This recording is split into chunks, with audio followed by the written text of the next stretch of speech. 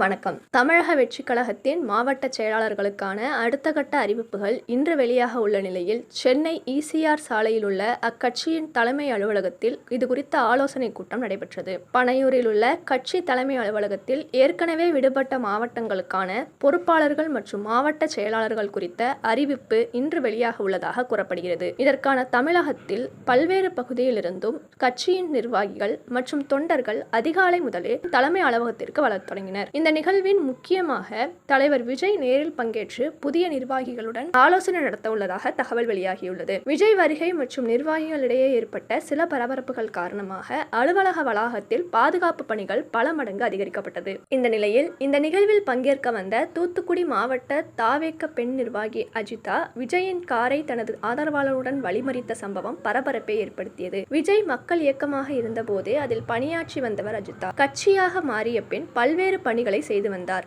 இந்த நிலையில் கடந்த சில மாதங்களுக்கு முன்பு மாவட்ட செயலாளர் பொறுப்பு தொடர்பாக மாவட்ட நிர்வாகிகளை அழைத்து பேச்சுவார்த்தை நடத்தப்பட்டது. ஆனால் அஜிதாவிற்கு பொறுப்பு வழங்கப்படவில்லை என்று கூறப்படுகிறது. இதையடுத்து விடுபட்ட மாவட்ட செயலாளர்கள் இன்று அறிவிக்கப்பட இருந்தது. ஏற்கனவே தூத்துக்குடி மாவட்ட பொறுப்பாளராக இருந்த அஜிதா மாவட்ட செயலாளராக அறிவிக்கப்படலாம் என கூறப்பட்டது. ஆனால் இதிலும் அஜிதாவின் பெயர் இல்லை என்ற தகவல் வெளிவந்ததால் காலை முதலே பனையூரில் காத்திருந்த அஜிதா விஜயின் காரை மறித்து மனு கொடுக்க முயன்றார். ஆனால் காரை மறித்த அவரை பாதுகாவலர்கள் அப்புறப்படுத்தினர். மேலும் சில அதிருப்தியாளர்கள் பனையூரில் உள்ள தாவேக அலுவலகத்திற்கு வந்துள்ளதால் பரபரப்பு ஏற்பட்டது. ஏற்கனவே திருவள்ளூர் மாவட்ட தாவேகவினர் அதிருப்தியில் இருந்த நிலையில் தற்போது தூத்துக்குடி, திருச்சி நிர்வாகிகள் அதிருப்தி அடைந்துள்ளனர். அஜிதா அங்கிருந்து செல்லாமல் விடாப்பிடியாக இருந்ததால் தாவேக இணை செயலாளர் CD நிர்மல்குமார் அவரிடம் பேச்சுவார்த்தை நடத்தினார். ஆனால் நிர்மல்குமாரின் பேச்சுவார்த்தையை ஏற்க மறுத்த அஜிதா, விஜய் சந்திக்க எனக்கு அனுமதி வேண்டும், இல்லாவிடில் பொதுச் செயலாளர் என் ஆனந்தை நான் சந்திக்க வேண்டும் என்று கோரிக்கை வைத்தார். ஆனால் விஜயும்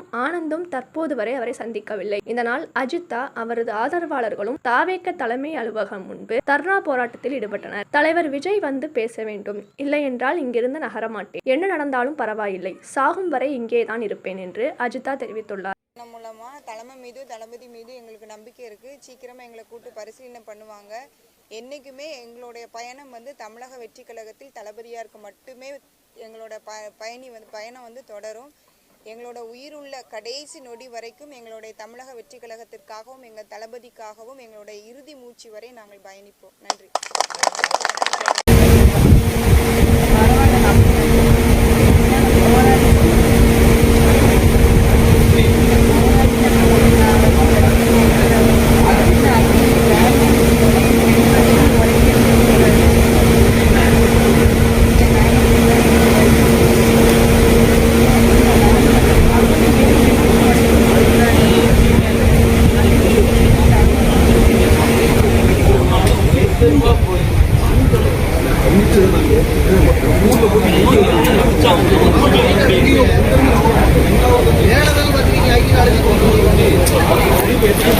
மேலும் செய்திகளுக்கு தொடர்ந்து இணைந்திருங்கள் ECR TV சேனலுடன்.